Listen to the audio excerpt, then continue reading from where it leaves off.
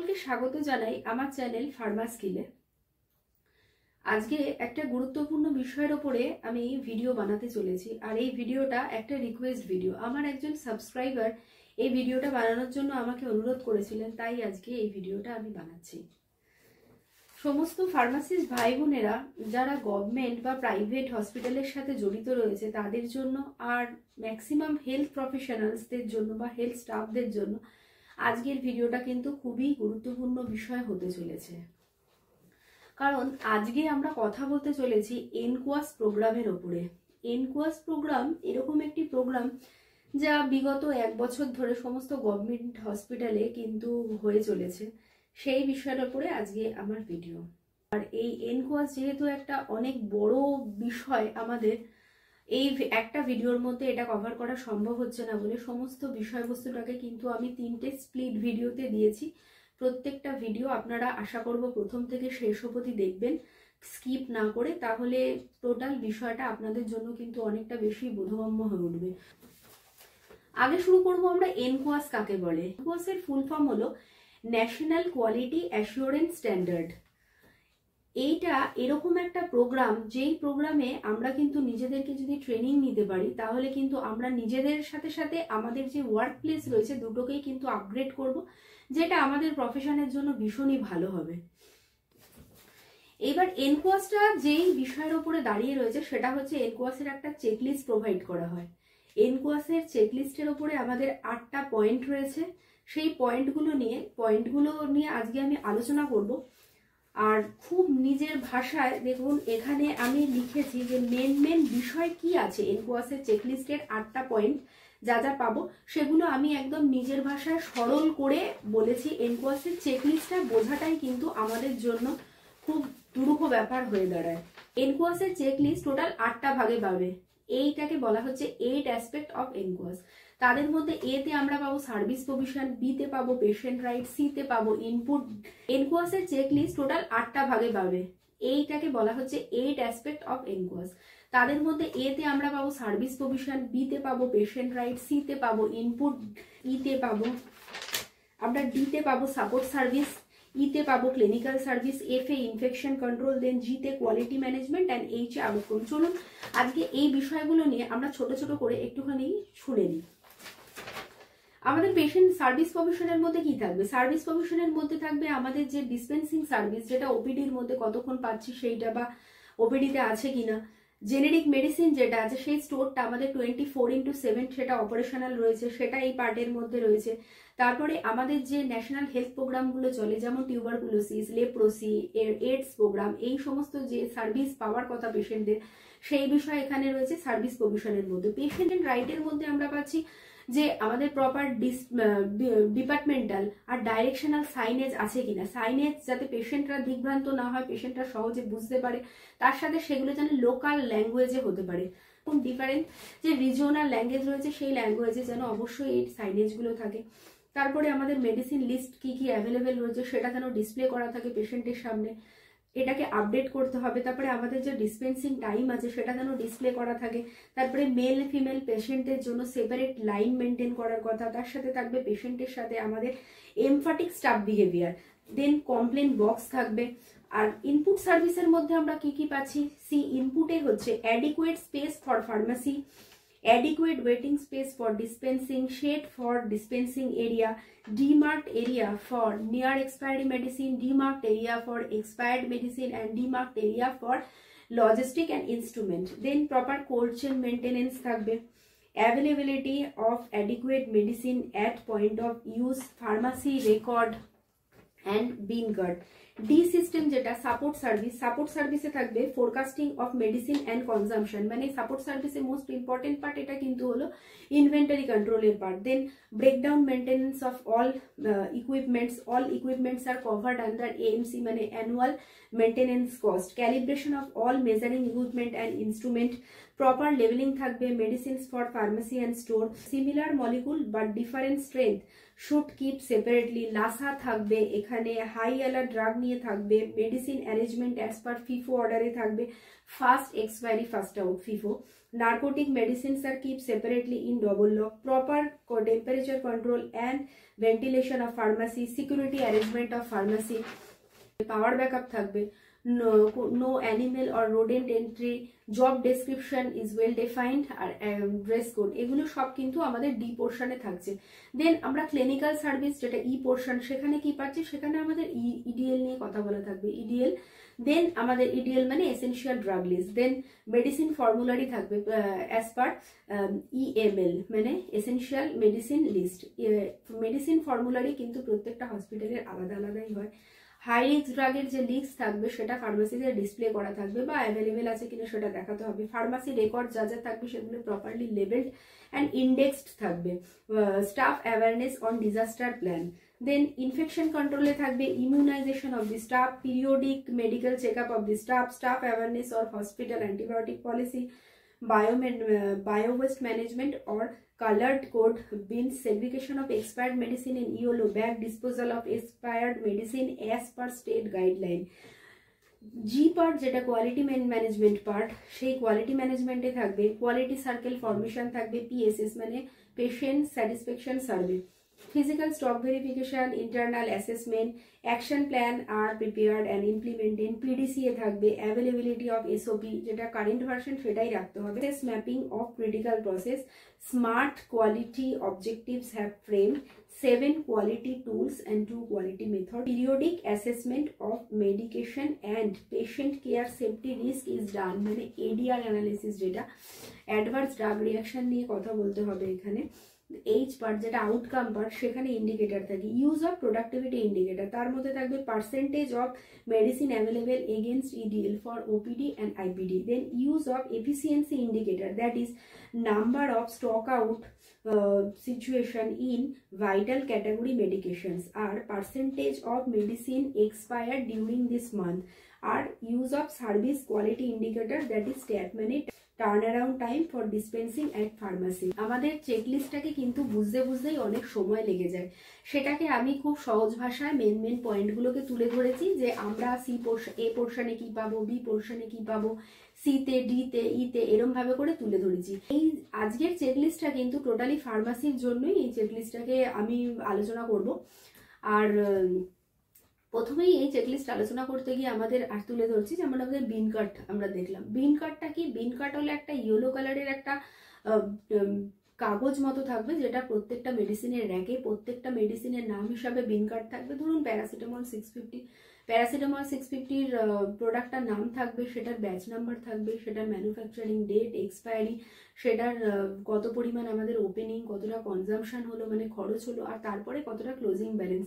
মানে at a glance আমার বিন card সিস্টেমটা দেখলেই ওই মেডিসিনটা সম্পর্কে টোটাল আইডিয়া পেয়ে যাবো। ঠিক আছে, এটা হলো আমাদের বিন কার্ড সিস্টেম, প্রত্যেকটা র্যাকে ডিসপ্লে করা থাকে, এটা ডে বাই ডে এটা আপডেট করতে হয়। সাপোর্ট সার্ভিসের মোস্ট ইম্পর্টেন্ট পোর্শন হচ্ছে আমাদের ইনভেন্টরি ম্যানেজমেন্ট। সো এই ইনভেন্টরি ম্যানেজমেন্টটা করবো আমরা দুটো টেকনিকের মাধ্যমে, একটা হচ্ছে এবিসিডি অ্যানালিসিস, আর একটা হচ্ছে বেড অ্যানালিসিস। তার আগে আমাদের জানতে হবে একটু ইডিএল নিয়ে। ইডিএলটা কি? ইডিএল হচ্ছে এসেনশিয়াল ড্রাগ লিস্ট। এটা কিন্তু প্রত্যেকটা অর্গানাইজেশনের জন্য আলাদা হয়, মানে ডিস্ট্রিক্ট হসপিটালের ইডিএল কিন্তু আলাদা, ইডিএল হিসাবে কটা ড্রাগ থাকবে সেটা আলাদা। সুপার স্পেশালিটি হসপিটালের জন্য ইডিএল হিসাবে drug essential drug list separate হবে, মানে number of essential drug list আলাদা হবে, পিএসসির ক্ষেত্রে আলাদা, বিপিএসসির ক্ষেত্রে আলাদা। ঠিক আছে, এখানে আমি একদম লেটেস্ট ভার্সন অফ ইডিএল, যেটা as per guideline of IPHS মানে ইন্ডিয়ান পাবলিক হেলথ স্ট্যান্ডার্ড, আর national list of essential medicine মানে NLEM হিসাবে যে গাইডলাইন্স রয়েছে, সেই গাইডলাইন্সের যে ইডিএল রয়েছে 2025, সেটা কিন্তু ভিডিও লাস্টে গিয়ে আমি আপলোড করে দেবো। সো আজকে ইনভেন্টরি ম্যানেজমেন্টের প্রথমে আমরা দুটো প্রসিডিওর সম্পর্কে একটুখানি জেনে নিই। তার দুটো ইম্পর্টেন্ট প্রসিডিওর, একটা হচ্ছে এবিসি অ্যানালিসিস। এবিসি অ্যানালিসিস কি? এবিসি অ্যানালিসিস আমাদের যে ফান্ডের মিসইউজ সেটাকে কিন্তু বন্ধ করছে। মানে এরকম মেডিসিন যেগুলো খুব important medicine, high value medicine, আর ফ্রিকোয়েন্টলি ইউজ করা হয়, এটা ইডিএল এর কিন্তু মাত্র 20% কভার করে, কিন্তু নাম্বার 20% কভার করলেও কস্ট কিন্তু অলমোস্ট 80% এটা কভার করছে। দেন আমরা আসছে বি প্রোডাক্টের মধ্যে। বি প্রোডাক্ট যেটা, সেটা কিন্তু মডারেটলি ইউজড, এটা কিন্তু 20 to 30% EDL কে কভার করছে, বাট ফান্ড কিন্তু 15 to 20% নিচ্ছে। আর একদম লাস্টে সি, যেগুলো লেস ইম্পর্টেন্ট আইটেম, এটা কিন্তু EDL এর মধ্যে অলমোস্ট 80% কভার করছে নাম্বার অফ ড্রাগ, কিন্তু ফান্ড ইউটিলাইজ করছে লেস দেন 5%। আমাদের VED analysis, vital, essential and desirable, ঠিক আছে, এই তিনটে মনে রাখতে হবে, তিনটে ভীষণ ইম্পর্টেন্ট। ভাইটাল মানে কি, এমার্জেন্সি ড্রাগ বা লাইফ সেভিং যে ড্রাগগুলো আমাদের হসপিটালের মধ্যে সবসময় অ্যাভেলেবেল থাকতেই হয়, যেটাকে কোনো সময় যেটা স্টক আউট হবে না, সেই মেডিসিনগুলোকে আমরা রাখবো হচ্ছে মানে ভিতে। ভাইটাল ড্রাগের মধ্যে কি কি পাচ্ছি, অ্যাড্রিনালিন, অ্যাসপিরিন, দেন সরবিট্রেট মানে আইসোসরবাইট ডাইনাইট্রেট, এইটা নিওস্টিগমিন, এই জাতীয় ড্রাগগুলো কিন্তু আমাদের সব ভাইটালের মধ্যে পড়ছে। এসেনশিয়ালের মধ্যে কি, apart from this emergency of life saving drug, but essential drug যেগুলো অল্প কিছু সময়ের জন্য তো স্টক আউট হলে চলবে, কিন্তু বেশি দিন যদি এটা স্টক আউট থাকে তাহলে কিন্তু হসপিটাল চালানো আমাদের জন্য মুশকিল হয়ে যাবে, ঠিক আছে। এদের মধ্যে এসেনশিয়াল ড্রাগটাকেও কিন্তু আমরা ABC তিনটে ভাগে ভাগ করতে পারছি। এর মধ্যে কি, যেটা কমন অ্যাকিউট ডিজিজ যেমন ব্রুফেন, প্যারাসিটামল। বিতে আসছে হচ্ছে কমন ক্রনিক ডিজিজ যেমন anti diabetic drug, then anti hypertensive drug. আর সি বলছে যে সমস্ত ন্যাশনাল হেলথ প্রোগ্রামের ড্রাগগুলো আর suspension form of A and B। এবার হচ্ছে ডিজায়ারেবল ড্রাগ বলছে যেগুলো আমরা সাপোর্ট মেডিসিন হিসেবে ইউজ করছি, যেমন এনজাইম ইউজ করছি, কিছু মাল্টিভিটামিনস আমরা ইউজ করি, এক্ষেত্রে প্রিপ্রোবায়োটিক ইউজ করি, আর কিছু হাই জেনারেশন অ্যান্টিবায়োটিক্স। আশা করি আপনাদের কিছুটা হলেও ABC আর ভেড অ্যানালিসিস দুটো নিয়ে একটু আমি ধারণা তৈরি করতে পেরেছি।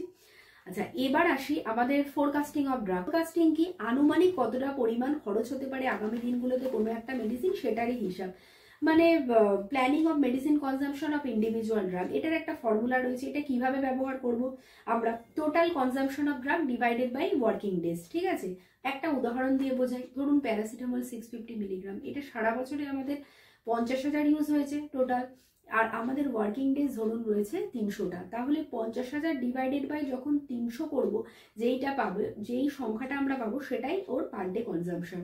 তাহলে সেই থেকে আমরা 3 মাসের কনজাম্পশনও বের করতে পারি, আগামী 6 মাসেরও কনজাম্পশন বের করতে পারি।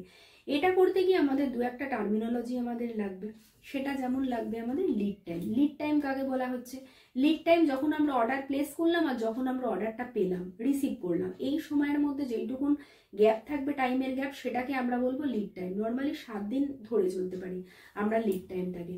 আর আমরা আরেকটা ইম্পর্টেন্ট টার্মিনোলজি নিয়ে কথা বলবো, সেটা হচ্ছে আমাদের সেফটি স্টক বা বাফার স্টক। এটা কি, এটা হচ্ছে আমাদের রিজার্ভ স্টক, যে স্টকটাকে রিজার্ভ করে রাখবো, কোনো এমার্জেন্সি সিচুয়েশনে আমরা ব্যবহার করব। ডিসপেন্সিং এর ক্ষেত্রে 25%টাকে রিজার্ভ স্টক ধরা হয়, কিন্তু যখন আমরা ডিস্ট্রিক্ট রিজার্ভ স্টোরসে চলে যাব 10 to 15% টোটাল স্টকের ওটাকে রিজার্ভ করে রাখতে হবে, যেটা আমরা এমার্জেন্সিতে ইউজ করব। RL সম্পর্কে আমরা জানি, RL মানে হচ্ছে রিঅর্ডার লেভেল। রিঅর্ডার লেভেল মানে কখন একটা ড্রাগের আবার অর্ডার প্লেস করতে হবে, এর একটা ফর্মুলা রয়েছে। এর ফর্মুলাটা কি, average daily stock into lead time plus safety stock, মানে প্রত্যেক দিন আমাদের কতটা পরিমাণ খরচ হচ্ছে সেটা মাল্টিপ্লাইড বাই আমাদের লিড টাইম, যেটা 3 দিন বা 4 দিন 5 দিন, আমরা তো ওটা দেখে নেবো কতদিন হচ্ছে, প্লাস তার সেফটি স্টক। এবার মেডিসিন রিসিভ করার পরে আমরা কিভাবে করে র্যাকে এগুলোকে অ্যারেঞ্জমেন্ট করব সেটা আমরা জানবো আজকে। মেডিসিনকে আমরা সবসময় অ্যালফাবেটিক্যালি রাখার চেষ্টা করব, অ্যালফাবেটিক্যালি রাখবো, আমরা ফিফ অর্ডার মেনটেন করব, first expiry first out maintain করব।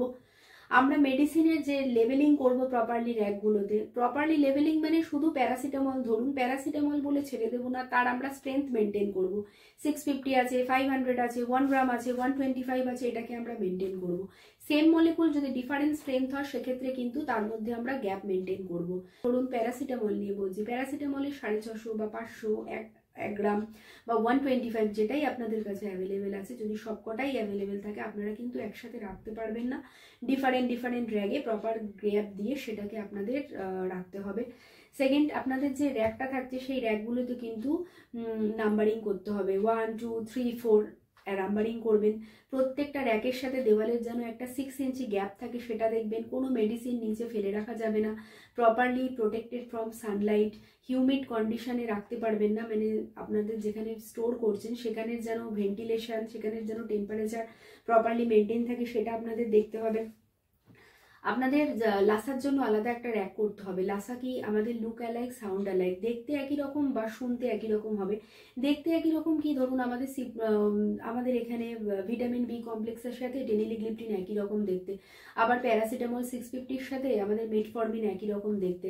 জাস্ট এক্সাম্পল দিয়ে বোঝালাম আপনাদের সুবিধার জন্য। এবার এক একটা জায়গার ক্ষেত্রে কিন্তু লাসা আলাদা আলাদা রকম হয়, যেরকম ভাবে প্যাকেজিং হয়ে আসবে বা দেখতে যেরকম ট্যাবলেটগুলোর গেট আপ হবে সেই হিসাবে আমরা লাসা রাখবো। লাসার জন্য একটা আলাদা সেপারেট র্যাক রাখবো। যে মেডিসিনগুলো একই রকম দেখে সেগুলোকে আমরা জিগজ্যাগ প্যাটার্নে রাখবো, সেগুলোকে কালার সিস্টেম ইউজ করবো লেবেলিংয়ের সঙ্গে। একটা স্ট্রিপকে দরকার হলে আমরা যখন র্যাকে সাজাচ্ছি সেটাকে আলাদা করে ওটাকে ডিসপ্লে করে রাখবো। দুটোর ক্ষেত্রে খুব ক্লিয়ার লেবেলিং করবো সেক্ষেত্রে। আর লাসার একটা আলাদা লিস্ট আমরা বানাবো, সেটাকে আমরা লাসার যে ডেডিকেটেড র্যাক রয়েছে সেখানে লাগিয়ে রাখবো। আর সাউন্ড অ্যালাইক ড্রাগ একই রকম শুনতে, ধরুন সিপ্রোফ্লক্সাসিন, ওফ্লক্সাসিন একই রকম শুনতে, তারপরে ডমপেরিডন, তারপরে রেসপেরিডন, এগুলো একই রকম শুনতে। ঠিক আছে, এইগুলোর কি করব, এগুলো আমরা লেটারিং এর সময় টলম্যান লেটারিংটাকে ইউজ করব। টলম্যান লেটারিং কি, যেই পোর্শনটা কমন আছে ওটাকে নর্মালি লিখবো, কিন্তু যেই পোর্শনটাকে আলাদা রকম, ধরুন DOM, ওটাকে ক্যাপিটালে লিখবো। ঠিক আছে, আর এদিকে রেসের আরইএসটাকে আমরা ক্যাপিটালে লিখবো। পেরিডন সেই পোর্শনটা নর্মাল লেখা থাকবে, এটাকে টলম্যান লেটারিং থাকবে। বোঝানো গেল? এই লাসার একটাকে আমরা মেনটেন করতে হবে। তারপরে আমাদের কাছে যদি কোনো হাই অ্যালার্ট ড্রাগ থাকে তার একটা লিস্ট করতে হবে। হাই অ্যালার্ট ড্রাগ কাকে বলে? ন্যারো থেরাপিউটিক ইন্ডেক্স যেই ড্রাগের, মানে যার সেফটি ডোজ আর এফেক্টিভ ডোজ আর লিথাল ডোজের মধ্যে ডিফারেন্সটা অনেক কম থাকে, সেটাকে আমরা হাই অ্যালার্ট ড্রাগের মধ্যে পড়ছি। যেমন বেনজোডাইজেপিন, যে কোনো অ্যান্টিসাইক্রেটিক ড্রাগ, তারপরে অ্যান্টিকোয়াগুলেন্ট ড্রাগ, যে কনসেন্ট্রেটেড আপনার ইলেকট্রোলাইটস থাকে তার মধ্যে ম্যাক্সালফ হতে পারে। এই জাতীয় ড্রাগগুলো কিন্তু হাই অ্যালার্ট ড্রাগের মধ্যে থাকে। যদি আপনাদের হসপিটালে বা আপনাদের হেলথ অর্গানাইজেশনে কোনো রকম হাই অ্যালার্ট ড্রাগ থাকে, সেটা কিন্তু আপনাদের একটা লিস্ট প্রিপেয়ার করে রাখতে হবে। ঠিক আছে, আর নার্কোটিক ড্রাগ যদি আপনাদের কিছু অ্যাভেলেবেল থাকে তো সেটাকে আপনারা আলাদা করে ডবল লকড কোনো জায়গায় রাখবেন, তার যাতে অ্যাক্সেসটাকে লিমিটেড করা যায় সেটা, আর তার জন্য প্রপারলি রেজিস্টার মেনটেন করবেন। ভিডিওর পরবর্তী পোর্শন আমি খুব শীঘ্রই 1-2 দিনের মধ্যে আবার আপলোড করব। আজকের জন্য এইটুকুন বলে সবাইকে নমস্কার জানাচ্ছি।